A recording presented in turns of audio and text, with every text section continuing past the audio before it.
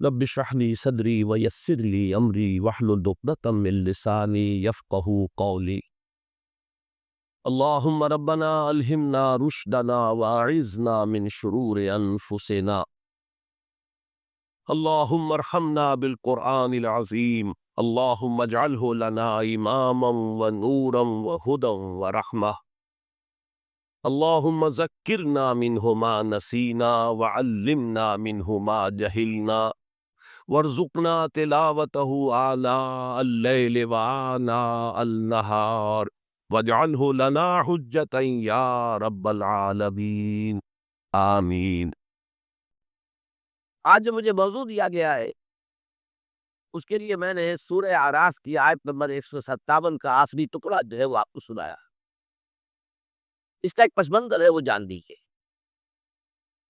آپ کو معلوم ہے کہ جب حضرت موسیٰ بنی اسرائیل کو لے کر مصر سے نکلے ہیں، اس کے بعد مرحلہ آیا کہ اللہ تعالیٰ نے حضرت موسیٰ کو کوہ طور پر طلب فرمایا تورات عطا کرنے کی۔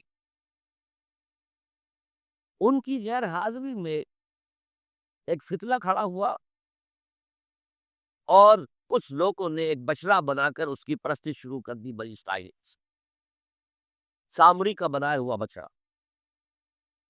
جب حضرت موسیٰ واپس آئے انہوں نے یہ دیکھا تو بہت غضبناک ہوئے، اور پھر اللہ تعالیٰ کے حکم سے فیصلہ ہوا کہ 12 قبیلوں میں سے جن لوگوں نے بھی یہ شرک کیا ہے ان کو انہی قبیلوں کے لوگ خود قتل، کئی ہزار اسرائیل قتل۔ یہ بہت بڑا یہ سمجھیے کہ پرج ہوا ہے اس قوم میں۔ اس کے بعد پھر مزید اللہ تعالیٰ کی خدمت میں استغفار کے لیے حضرت موسیٰ علیہ السلام اپنے 70 بڑے بڑے سردار جو تھے 12 قبیلوں کے ان کو لے کر حاضر، وہاں انہوں نے استغفار کیا اور دعا کی پروردگار وَاکْتُبْ لَنَا حَسَنَةً فِی الدُّنْیَا وَالْآخِرَۃ، ہمارے لیے نیکی کا اندراج کر دے دنیا میں بھی آخرت میں۔ جواب ملا اللہ تعالیٰ کی طرف سے، دیکھو عذاب تو میں جس کو چاہوں گا دوں گا، اور ویسے میری رحمت ہر شے کے ساتھ موجود ہے، ہر شے کا وجود میری رحمت سے، لیکن ایک میری خاص رحمت ہے جو میں لکھ رکھوں گا ان لوگوں کے لیے جو میرے نبی امی آخر رسول ان پر ایمان لائیں گے صلی اللہ علیہ وسلم۔ وہ جب آئیں گے اور وہ نیکی کا حکم دیں گے، بدی سے روکیں گے، پاکیزہ چیزوں کو حلال قرار دیں گے، ناپاک چیزوں کو حرام قرار دیں گے، نوع انسانی کے اوپر جو بوجھ تھے جو اس وقت ہوں گے ان کو اتاریں گے۔ وہ جب آئیں گے تو جو لوگ فَالَّذِينَ آمَنُوا بِهِ نمبر 1، وَعَزَّرُوهُ نمبر 2، وَنَصَرُوهُ نمبر 3، وَاتَّبَعُوا النُّورَ الَّذِي أُنزِلَ مَعَهُ أُولَٰئِكَ هُمُ الْمُفْلِحُونَ۔ جو لوگ ان پر ایمان لائیں گے ان کی تعظیم اور توقیر کریں گے، ان کی مدد کریں گے، اور جو نور ان کے ساتھ نازل کیا جائے گا یعنی قرآن اس کی پیروی کریں گے، وہ ہوں گے جو فلاح پانے والے ہوں گے، میری خصوصی رحمت سے حصہ ان کو۔ اب یہاں پہلے تو دعا کر دیجئے اللہم ربنا اجعلنا منہم، اے اللہ ہم سب کو ان میں شامل فرما جو تیرے نبی کے ساتھ تعلق کی ان 4 بنیادوں کی شرائط کو پورا کر سکے، تقاضوں کو پورا کر سکے۔ اب ذرا ان میں سے ایک ایک کو لیجیے۔ ایمان جانی پہچانی چیز ہے، ایمان جسے کہتے ہیں، اس کی تشریح میں جانے کی ضرورت نہیں، وقت بھی محدود ہے، لیکن ایک بات سمجھنے کی ہے بہت ضروری۔ ایمان تو 2 لیول ہی، ایک قانونی ایمان ہے جس کی بنا پر ہم ایک دوسرے کو مسلمان سمجھتے ہیں، اس کا تعلق اقرار باللسان کے ساتھ ہے، زبان سے کہنا اشہد ان لا الہ الا اللہ وحدہ لا شریک لہ واشہد ان سیدنا و مولانا محمد عبدہ ورسولہ۔ وہ ہندو تھا، سکھ تھا، پارسی تھا، عیسائی تھا، یہ کلمہ کہے اور اسلام لے آگے۔ لیکن یہ زبانی کلامی ایمان جو ہے یہ انسان کی سیرت و کردار پر اثر انداز نہیں ہو سکتا۔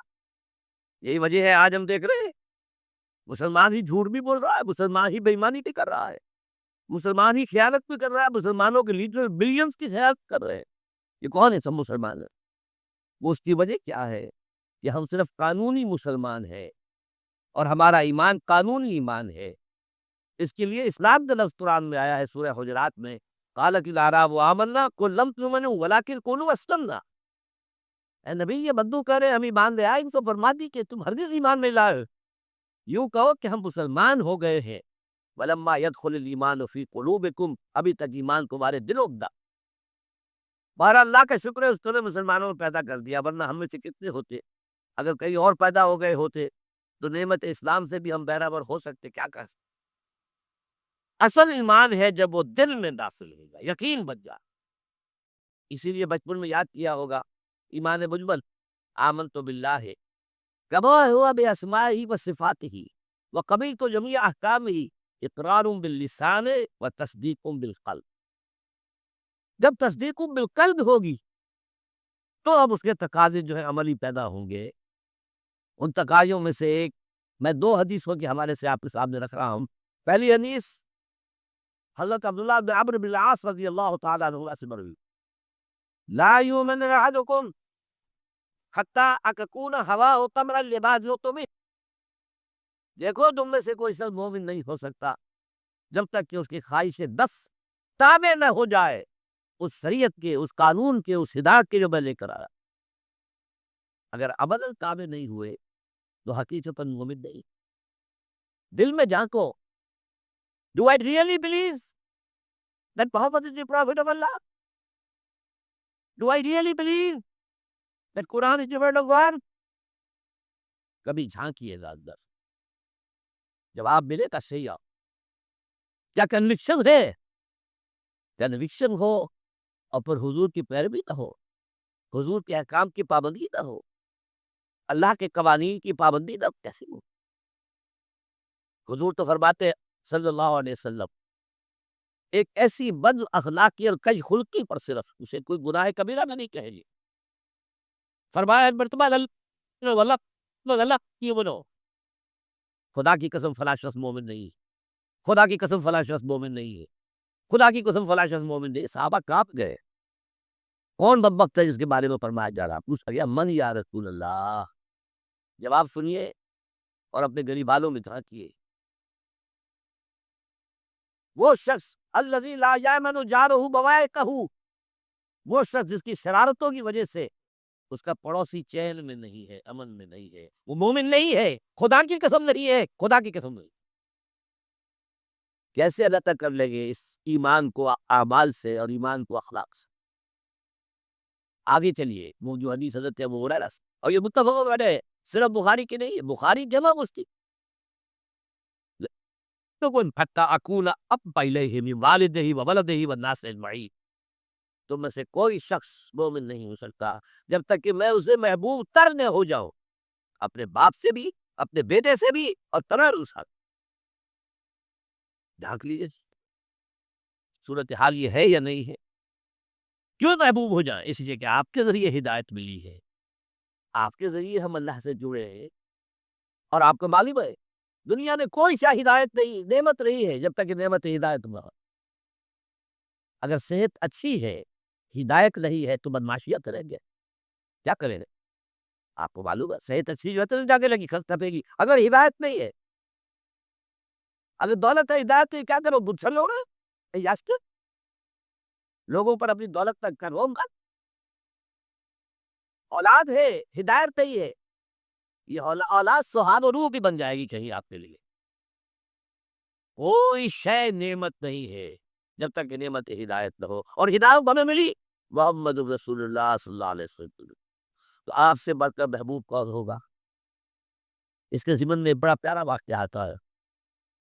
حضرت عمر سے پوچھتے ہیں حضور ایک مرتبہ، عمر تمہیں مجھ سے کتنی محبت؟ اندازہ کیجیے کہ آپ اس قدر اپنائیت کسی سے ہوتی ہے تب یہ سوال ہوتا ہے، عمر تمہیں مجھ سے کتنی محبت؟ عرض کیا حضور یہ آپ دنیا کے ہر انسان سے زیادہ محبوب ہیں۔ فرمایا اور اپنی جان سے؟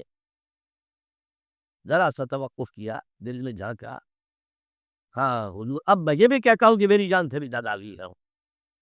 آپ دوسروں الان عمر اب موقع ہو جو مقام لے اب درکار ہے، جو مطلوب ہے، جو محبت اس درجے کی، اطاعت اس درجے کی، اگر نہیں ہے تو ایمان نہیں۔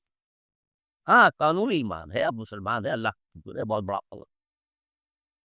اب اگلی بات پر آئیے، الضروح ان کی تشہیر، ان کی تعظیم کرے. یہ تعظیم کس طرح؟ اب وقت بہت کم ہے، میں صرف آپ کو سورہ حجرات سے مثال دے رہا. فرمایا گیا یا ایھا الذین آمنوا لا ترفعوا اصواتکم فوق صوت النبی ولا تجهروا له بالقول كجهر بعضكم لبعض ان تحبط اعمالكم وانتم لا تشعرون.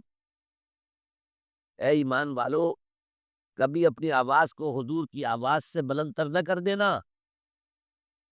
کبھی جس طرح بلند آواز سے ایک دوسرے سے بات کرتے ہو ویسے نہ کر بیسنا، مبادا تمہارے سارے اعمال حق ہو جائیں اور تمہیں پتہ بھی نہ چلے. تم تو کہو گے میں نے کوئی گناہ کبیرہ تو نہیں کیا، میں نے کوئی ڈاکہ نہیں ڈالا، چوری نہیں کی، کوئی زنا نہیں کیا، تو شراب نہیں پی. لیکن یہ سوء ادب، لا ترفعوا اصواتکم فوق صوت النبی ولا تجهروا له بالقول كجهر بعضكم لبعض ان تحبط اعمالكم وانتم لا تشعرون. یہاں ایک میں عملی بات بھی آپ کے سامنے رکھ دوں. صحابہ کے بارے میں تو بات سمجھ میں آ گئی کہ اپنی آوازیں پست رکھے. ہم کیسے کریں؟ ہمارا ایک طرز عمل ہونا چاہیے. اگر کسی گفتگو میں کوئی شخص ہے حضور نے یہ فرمایا ہے، کبھی یہ نہ کہے میں نہیں مانتا. ہاں توقف کر لے، بھائی میں تحقیق کروں گا کہ واقعی یہ حدیث صحیح ہے یہ ٹھیک. ضروری نہیں کہ جو کہہ دے مان لے آپ. محدثین نے کتنی محنتیں کر کر کے چھانٹی کی ہے. لہذا یہ لیکن خیر وغیرہ آپ بتا دی میں نہیں مانتا، یہ الکی میں خلاف ہے، یہ فلاں ہے، یہ ہے کہ جو آپ سوء ادب کے مرتکب ہو رہے ہیں. نبی اکرم صلی اللہ علیہ وسلم کی بات. ہاں توقف کریں، غور کریں، تحقیق کریں، معلوم ہو کہ یہ حدیث پختہ نہیں ہے، مستند نہیں ہے، پھر اس بات. اور یہ جان لیجئے ہمارا جو معاشرہ ہے اس کا ایک قانونی جو ہے احاطہ ہے. یہ بھی سورہ حجرات کی پہلی آیت ہے، یا ایھا الذین آمنوا لا تقدموا بین یدی اللہ ورسولہ. اللہ اور اس کے رسول کے احکام کا دائرہ ہے، اس کے اندر اندر رہو، بعد میں نکل سکتے. لیکن اس دائرے کے اندر ایک مرکزی شخصیت جس کی دل آویزی، جس کا حسن سلوک، جس کا حسن کردار، جس کا حسن اخلاق مرکز بن جائے، تمام لوگوں کی جذباتی محبت کا مرکز بن جائے، اگر یہ نہیں ہوگا تو معاشرہ مضبوط نہیں ہوگا. محض قانون اور دستور پر معاشرہ مضبوط نہیں ہوگا. کسی شخصیت سے اب آپ کو معلوم ہے آخر ہندوستان کے معاشرے میں گاندھی کا ایک مقام ہے کہ نہیں؟ آخر یہ سارا معاملہ چل رہا ہے اسی کے گرد گرد. ماؤ تم کے معاملہ ہے کہ نہیں؟ یہ سارا معاملہ دنیا میں آپ لوگ کیا دیتے ریشنلسٹ لوگ کہ ان چیزوں کی کیا ضرورت ہے؟ بھائی قانون دیکھنا چاہیے، دستور دیکھنا چاہیے، حکم نہیں بھائی. جذباتی واپس ایک ہستی تو ایسی ہو کہ جس کے کچھ کہنے پر فوراً دبانے بند ہو جائے. اور اس طرح نقشہ میں سعودی عرب میں دیکھتا ہوں اگر وہاں کے دو بدو لڑ رہے ہو سخت اور ایک دوسرے کو کھانے کو دوڑ رہے ہو، کوئی شخص کہتے صلی علی النبی، فوراً کھاؤ. معلوم ہوتا ہے آگ کے اوپر کسی نے پانی ڈال دیا، کھاؤ صلی علی النبی سر کے جائے. یہ جذباتی وابستگی اگر محمد سے نہیں ہے صلی اللہ علیہ وسلم تو آپ کا معاشرہ کبھی مضبوط نہیں ہوگا. یہ مرکزی شخصیت، یہ مرکز، اسی لیے ان کے اکرام کا ہی درجہ ہے. کیونکہ اس سے کیا ہوگا؟ تمہارا شیرازہ بگڑ جائے گا. اگر ان کے ساتھ جذباتی محبت نہیں ہوگی تمہارا شیرازہ بگڑ جائے گا. یہ آیا معاملہ. اب میں آپ کو بتانا چاہتا ہوں تعظیم ہمارے ہاں اصل میں بدقسمت سے ہم سیرت کی تقریریں کرتے ہیں، حضور کی عظمت بیان کرنے کی کوشش کرتے. کچھ لوگ تو خیر حضور کی زلفیں ہیں، حضور کی آنکھیں ہیں، حضور کی کملی ہے، حضور کا سایہ نہیں تھا وغیرہ، یہ باتیں اپنی جگہ ہے، ہر چیز تھی. لیکن یہ جان لیجئے حضور کی اصل عظمت ایک نبی اور رسول کی حیثیت سے، اور وہ شے وہ ہے جہاں جبرائیل کے بھی پر جل رہے ہیں، اس کی حقیقت کون جانتا؟ میں کوئی مثال دے رہا ہوں آپ کو کہ حضور 100 میں وصال رکھا کرتے تھے. آج روزہ رکھا ہے، شام کو افطار نہیں کیا، رات کو چل رہا ہے روزہ، اگلے روز پھر وہ کنٹینیو کر رہا ہے شام تک. 2 دن کا 100 میں وصال، 3 دن کا نہیں رکھتے. صحابہ نے اجازت چاہیے حضور ہمیں بھی اجازت دے دے. نہیں، آج کے حضور آپ تو رکھتے ہیں، ہمیں منع کرتے ہیں. اب سنیے، ایکم مثلی، تمہیں سے کون ہے مجھ جیسا؟ ابھی تو اتنا رکھتی، میں کہا تو رب کے پاس رات گزارتا ہوں.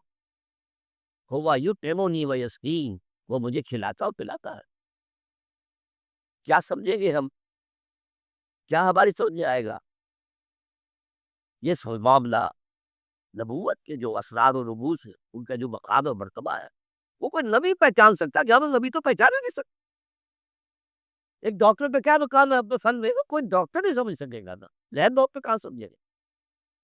اور حقیقت میں وہی سمجھے گا جو اس سے بھی اوپر کا ڈاکٹر ہے. نیچے والا تو نہیں سمجھ سکتا. جو کمتر ہے وہ تو صرف اوپر دیکھے گا، اللہ اللہ خیر سزا. جو اوپر ہے اور ظاہر ہے محمد سے اوپر کوئی نہیں صلی اللہ علیہ وسلم. یہی وجہ ہے، دیکھیے سید ساجی کو کیا کہنا پڑا، یا صاحب الجمال و یا سید البشر من وجهك المرير قد نور القمر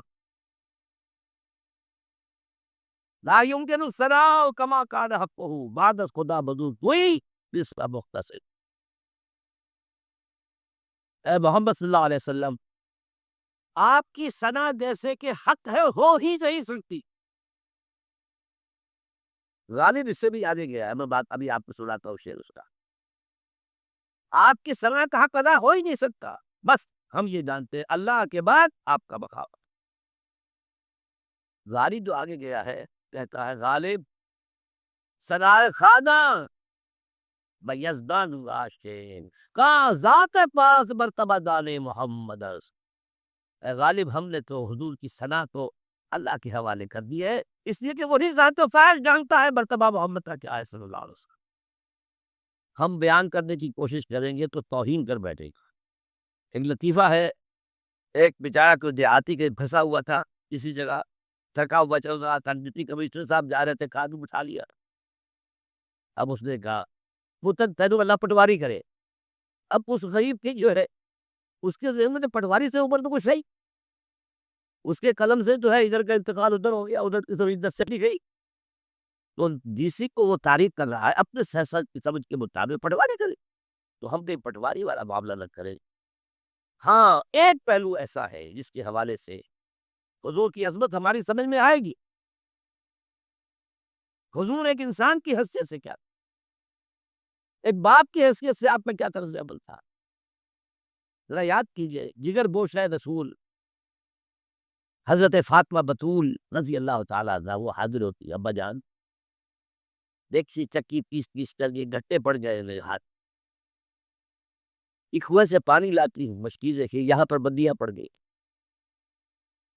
حضور عام لوگوں پر بھی آسانیاں ہیں، لوگوں کے یہاں غلام آ گئے ہیں، کنیزیں آ گئی ہیں، مال و دولت آ گئی ہے. مجھے بھی کوئی غلام کنیز اکاؤنٹ. اور آپ کو معلوم ہے یہ لخت جگر نور چشم